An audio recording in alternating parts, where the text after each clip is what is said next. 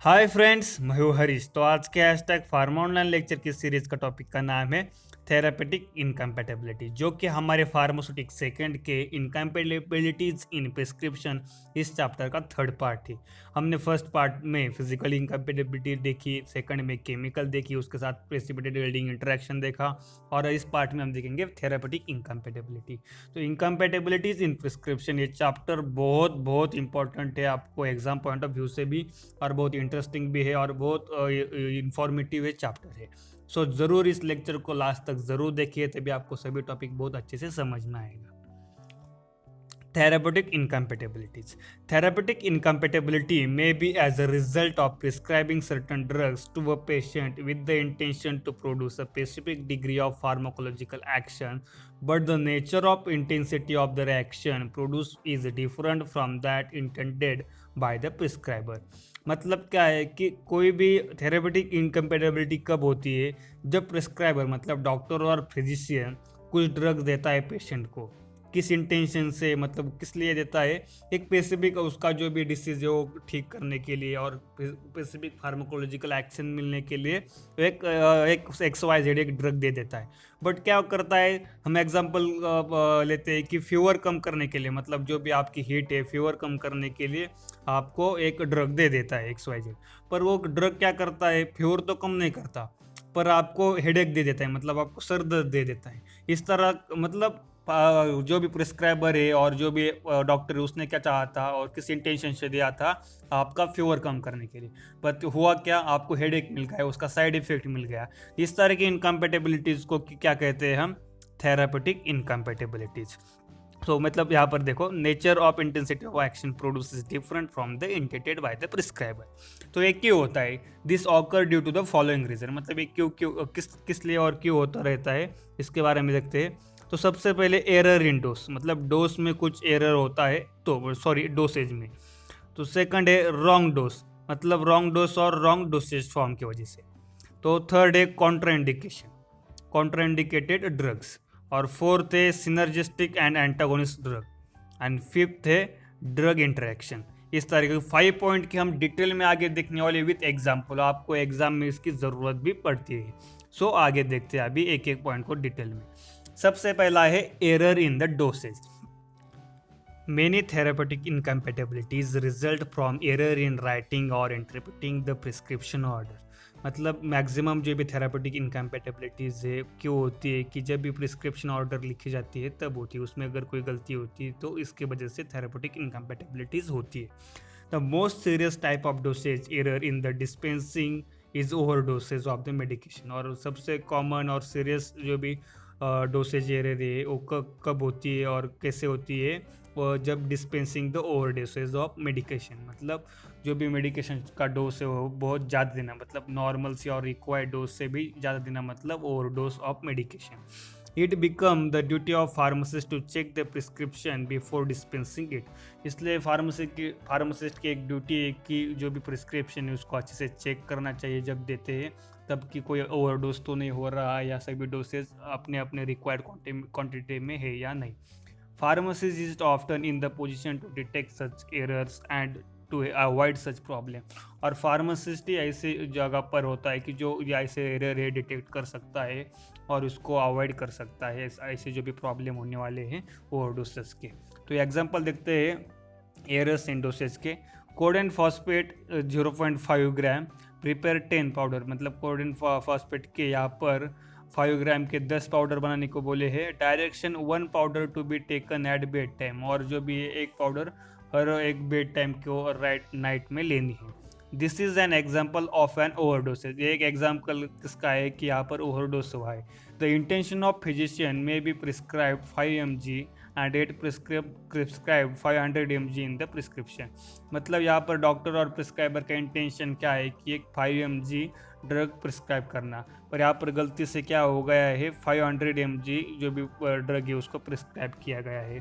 तो ऐसी जब भी प्रिस्क्रिप्शन आती है तो सिंपली जो भी प्रिस्क्राइबर है डॉक्टर के साथ कम्युनिकेशन करना ज़रूरी है और उनसे बात कर जो भी प्रिस्क्रिप्शन है उसके बारे में डिस्कस करना ज़रूरी होता है, जिससे कि ओवरडोज ना हो पाए। सो प्रिस्क्रिप्शन में भी refer back to the prescriber. So आगे हम नेक्स्ट जो भी पॉइंट है और टॉपिक है वो है रॉन्ग डोज और dosage form. There are certain drugs which have quite similar name and there is always a danger dispensing the wrong dose.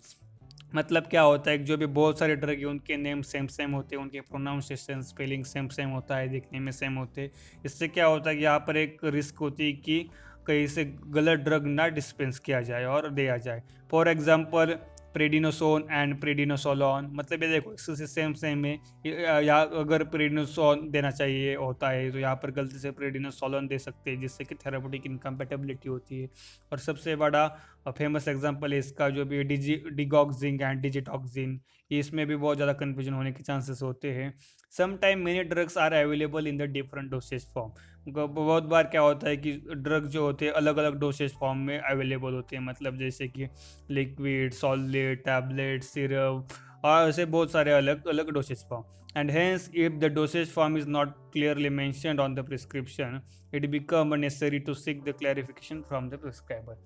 मतलब अगर डोसेज फॉर्म वहाँ पर बताया गया नहीं तो जो भी प्रिस्क्राइबर है, डॉक्टर है, उसके साथ क्लियर करना ज़रूरी है कि किस डोसेज फॉर्म में हमें ड्रग देना है. मतलब अगर कोई XYZ ड्रग लिखा है पर उसकी टैबलेट देनी है या उसका सिरप देना है, उसका लिक्विड प्रिपरेशन देना है, उसके कौन सा डोसेज फॉर्म देना है, इसके बारे में भी इंफॉर्मेशन लेना और क्लियर करना ज़रूरी होता है.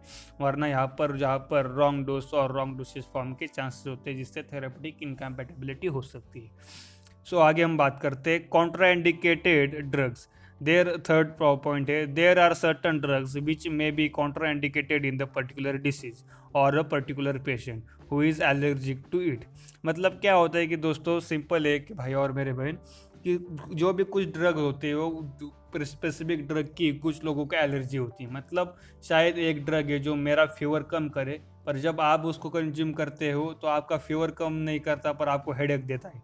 जिससे मतलब क्या है कि वहाँ पर वो कॉन्ट्राइंडिकेशन होता है, वहाँ उसके ऊपर एलर्जी होती है. और कॉन्ट्राइंडिकेशन मतलब क्या है कि स्पेसिफिक कोई डिसीज़ होता है तो उस डिसीज़ में आपको कोई अदर ड्रग जो है वो दिया नहीं जाता. यहाँ पर आगे आपको एग्जांपल उसके बारे में बात करते हैं. For example corticosteroids are contraindicated in patient having the active peptic ulcer. मतलब जो कॉर्टिकोस्टेरॉइड है वो जब पेप्टिक अल्सर में हम दे, अगर पेप्टिक अल्सर आपको हुआ है तो उसमें हम कॉर्टिकोस्टेरॉइड जो भी ड्रग है उस वक्त हम दे नहीं सकते. Penicillin and sulfa drugs are contraindicated to the patient who are allergic to it. मतलब पेनिसिलिन और जो भी सल्फा ड्रग्स होते हैं उनकी कुछ पेशेंट को एलर्जी होती है, इसलिए हम उनको देते नहीं. तो इसको हम क्या कहते हैं, कॉन्ट्राइंडिकेटेड ड्रग्स. ये भी एक थेरेपेटिक इनकम्पैटिबिलिटी का रीज़न हो सकता है. मतलब क्या हो सकता है कि पेप्टिक अल्सर में हम ये ड्रग नहीं दे सकते और उसके बारे में हमें पता नहीं है कि अगर हम दे देते तो पेप्टिक अल्सर में उसका यूज़ ही नहीं होगा और उसमें कॉन्ट्राइंडिकेटेड होता है, इसलिए कोई और प्रॉब्लम हो सकता है. ड्रग मतलब पेशेंट ठीक होने से जगह पर कोई और प्रॉब्लम दिखा सकता है. और पेनिसिलिन और सल्फर ड्रग अगर आप किसी चीज़ के लिए देते हो पर वो उसकी एलर्जी है उस पेशेंट को, तो एलर्जी की वजह से क्या होता है कि उस ड्रग मतलब एलर्जिक होने की वजह से क्या होता है कि उस ड्रग का इफेक्ट आपके बॉडी पर साइड इफेक्ट की तरह होता है. मतलब जैसे कि रैसेस आना, हेडेक होना और बहुत सारे अलग अलग लोगों को अलग अलग एलर्जीज होती है. उसके एग्जांपल देखते हैं sulphadiazine 250 mg, sulphamerazine 250 mg, ammonium chloride 500 mg. Direction take 2 capsule after every 6 hour. मतलब ammonium chloride is a urinary acidifier. जो भी अमोनियम क्लोराइड होता है वो क्या है, urinary acidifier. It would cause deposition of sulphonamides in crystal form in the kidney. मतलब ये क्या करता है, इससे क्या होता है जो भी सल्फोनामाइड है उसका डिपोजिशन करता है किडनी में. Hence prescription should be refer back to the prescriber. मतलब इस तरह की अगर प्रिस्क्रिप्शन आती है जिसमें कॉन्ट्राइंडिकेशन होता है ड्रग का, तो उसको उस प्रिस्क्रिप्शन को प्रिस्क्राइबर के साथ, डॉक्टर के साथ बात कर क्लियर करना ज़रूरी होता है. अभी नेक्स्ट जो भी पॉइंट है आपका synergistic and antagonistic drugs. Many drugs exhibit synergism and antagonism when administer in combination. मतलब जब भी ड्रग कॉम्बिनेशन में लेते हैं तो सिनर्जिज्म एंड एंटागोनिज्म में एक्शन दिखाते हैं. इसके बारे में हम जानते हैं कि सिनर्जिज्म क्या है और एंटागोनिज्म क्या है. When two drugs are prescribed together, then tends to increase the activity of each other. This is known as synergism. मतलब सिंपल है कि जब दो ड्रग एक साथ लेते हैं सेम एक्टिविटी के, तो और अगर दो ड्रग अगर साथ में लेते हैं तो उससे क्या होता है कि कॉम्बिनेशन में लेते हैं, जो भी उनके फार्माकोलॉजिकल एक्शन है वो बहुत इंक्रीज हो जाती है नॉर्मल से, तो उसको क्या कहेंगे, इनर्जिज्म, सिनर्जिज्म। मतलब जैसे कि अगर आप दोनों दोस्त हैं और दोस्त लोग साथ में आकर काम करेंगे तो काम जरूर ज़्यादा होगा ना, उसी तरह के मतलब दो ड्रग हम कॉम्बिनेशन में लेते हैं तो उनकी जो भी एक्टिविटी है वो बहुत इंक्रीज हो जाती है, उसको उस टर्म को हम क्या कहते हैं, synergism. Synergism is usually intentional because the prescriber has prescribed the drugs to increase the activity of drug। और सिनर्जिज्म जो है इंटेंशनल होती है, मतलब डॉक्टर खुद उसको, उन डॉक्टर को पता होता है कि दोनों ड्रग खाने के बाद और कंज्यूम करने के बाद एक्टिविटी ज़्यादा मिलने वाली है, इसलिए हम उसको दोनों ड्रग को हम साथ में देंगे। मतलब एक इंटेंशनल होती है, मतलब उनका इंटेंशन होता है कि दोनों ड्रग साथ में देंगे जिससे कि एक्टिविटी ज़्यादा होगी और एक्शन अच्छे से मिलेंगे। उसका एग्जाम्पल देखते हैं। A combination of aspirin and paracetamol increase the analgesic activity।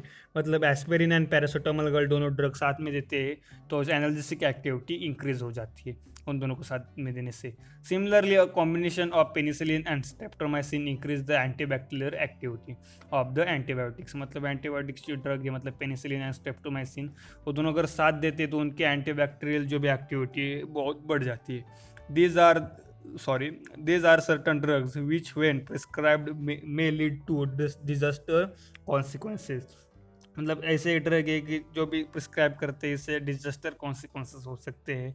The prescription should be refer back to the prescriber for necessary correction. मतलब इसमें अगर कोई गलती होनी नहीं चाहिए और गलती हो सकती है, इसलिए जो भी इसमें कोई भी प्रॉब्लम ना हो, इसलिए हमें क्या करना है कि जब भी सिनर्जिज्म जैसी टर्म होती है तो इससे जो भी प्रिस्क्राइबर है उसके साथ बात करना ज़रूरी होता है। मतलब अगर ज़रूरी नहीं है, जहाँ पर इस तरह का सिनर्जिज्म एक्टिविटी की ज़रूरत नहीं है वहाँ पर तो ना हो जाए, इसलिए इस तरह की अगर प्रिस्क्रिप्शन होती है तो बात करना ज़रूरी होता है। तो उसका एग्जाम्पल क्या है देखते हैं।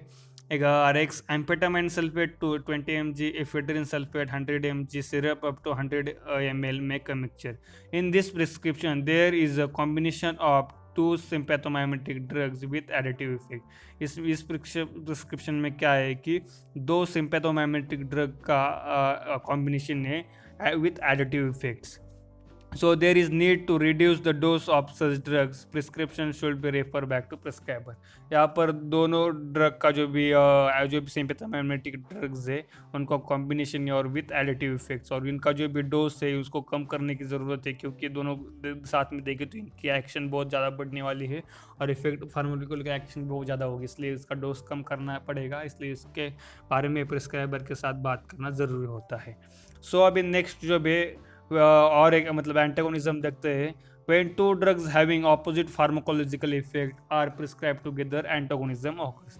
मतलब जब दो ड्रग साथ में लेते हैं तो उससे क्या होता है कि जो जिनके अपोजिट फार्माकोलॉजिकल इफेक्ट होते हैं, मतलब दोनों के जो भी इफेक्ट है अपोजिट फार्माकोलॉजिकल इफेक्ट होते हैं और वो साथ देने के बाद एंटागोनिज्म ऑकर होता है। मतलब एक ड्रग अगर आपका हीट और जो भी टेम्परेचर इंक्रीज करता है तो दूसरा ड्रग आपका डिक्रीज करता है, तो इस तरह के जो भी ड्रग होती है उसको हम क्या कहते हैं, एंटागोनिज्म। मतलब सिंपल एक बार मैं आपको अच्छे से उसको एक्सप्लेन करता हूँ, एक सेकंड। हो मतलब यहाँ पर देखो ये एक्स ड्रग है, वाई ड्रग है।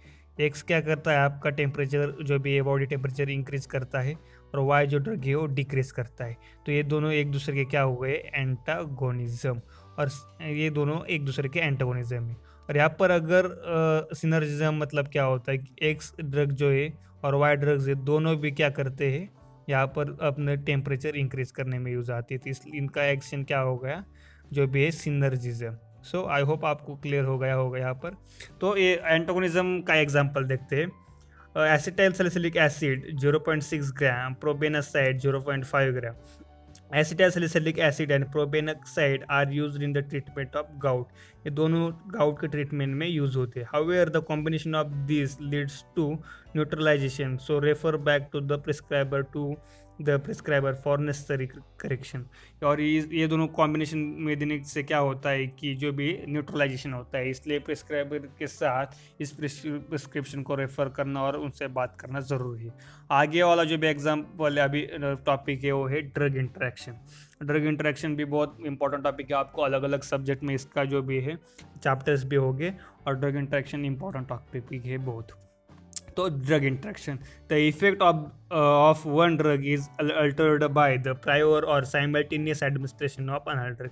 मतलब एक ड्रग का जो भी इफेक्ट है दूसरे ड्रग से लेने की वजह से उसकी जो भी एक्शन है वो चेंज हो जाना। The drug interaction can usually be corrected by the proper adjustment of dosage if suspected interaction is detected. मतलब जो भी ड्रग इंटरेक्शन होती है, सिंपल ड्रग इंटरेक्शन मतलब क्या, दो ड्रग साथ में लेने की वजह से और एक साथ लेने की वजह से क्या होता है कि एक दूसरे के एक्शन पर कुछ ना कुछ इफेक्ट होता है। और इस तरह के जो भी ड्रग इंटरेक्शन है उसको हम करेक्ट कर सकते हैं प्रॉपर एडजस्टमेंट करने के बाद डोसेज की, अगर हमें ड्रग इंटरेक्शन पता चल जाती है तो। उसका एग्जांपल देखते हैं ड्रग इंटरेक्शन का। Acetophenetidin 150 mg, acetyl salicylic acid 200 mg, caffeine 30 mg, Saint 10 capsule. The acetophenetidin and acetyl salicylic acid are analgesic. ये दोनों क्या है, एनाल्जेसिक से। Acetophenetidin depress the CNS, this side effect is undesirable. मतलब जो भी एसिटोफिनेटिडिन है वो क्या करता है, सीएनएस को डिप्रेस कर देता है और एक इसका अनडिजायरेबल इफेक्ट है और हमें जो भी ज़रूरी नहीं है और साइड इफेक्ट भी बोल सकते हैं।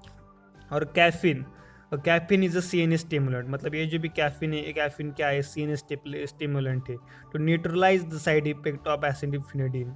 द इनकम्पेटेबिलिटी इसका यूज किया जाता है। मतलब the incompatibility is intentional so dispense the prescription access. तो सिंपल आपको एक बार बताता हूँ, ये दोनों जो भी क्या है, एनाल्जेसिक है। पर एसिटोफिनेटिडिन क्या करता है, सीएनएस डिप्रेस करता है।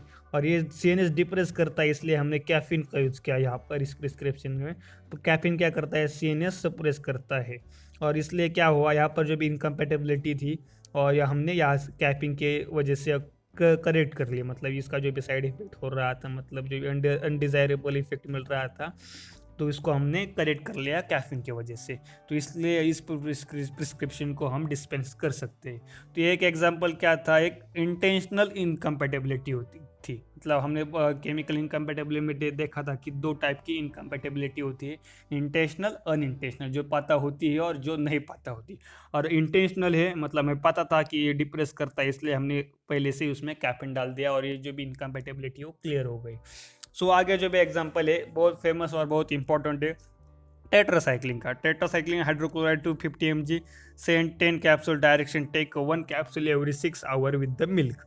मतलब क्या करना है कि हर 6 घंटे में ये जो भी टेट्रासाइक्लिन हाइड्रोक्साइड की कैप्सूल्स है वो मिल्क के साथ लेनी है। अब देखते हैं ये इसका यूज़ हो सकता है या कि इनकम्पेटेबिलिटी होती है। Tetracycline is inactivated by the calcium. जो भी टेट्रासाइक्लिन होता है वो इनएक्टिव हो जाता है, सॉरी, टेट्रासाइक्लिन जो होता है वो इनएक्टिव होता है कैल्शियम की वजह से। So tetracycline capsule should not be taken with the milk. इसलिए टेट्रासाइक्लिन की जो भी कैप्सूल है मिल्क के साथ हम नहीं ले सकते। इन this prescription the therapeutic incompatibility is unintentional.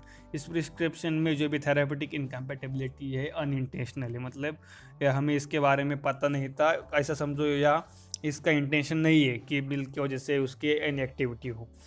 So, and this prescription, the therapeutic incompatibility is unintentional. So, prescription may be refer back to physician to change the direction. इसलिए हमें फिजिशियन के साथ इसके बारे में डिस्कस करना ज़रूरी है और प्रिस्क्रिप्शन की डायरेक्शन चेंज करने के लिए बोलना ज़रूरी है। मतलब क्या है, जो भी टेट्रासाइक्लिन है वो कैप्सूल की वजह से इनएक्टिव होता है और मिल्क में क्या होता है, कैल्शियम। इसलिए मिल्क के साथ लेंगे तो टेट्रासाइक्लिन की एक्टिविटी इनएक्टिव हो जाएंगी और हमें इसका जो भी इफेक्टिव फार्माकोलॉजिकल इफेक्ट नहीं मिलेगा। So thanks for watching video. अगर आपने यहाँ तक वीडियो देखा तो प्लीज़ कमेंट बॉक्स में बताना कि आपने यहाँ तक वीडियो देखा है। डिस्क्रिप्शन में आपको सोशल मीडिया हैंडल के लिंक्स मिल जाएंगे, व्हाट्सएप ग्रुप के लिंक मिल जाएंगे, वहाँ जाकर ग्रुप में ऐड हो जाना। और अगर आपको कुछ मेरे लिए सजेशन है तो ज़रूर बताना। सो मिलते हैं नेक्स्ट वीडियो में, बाय बाय, सी।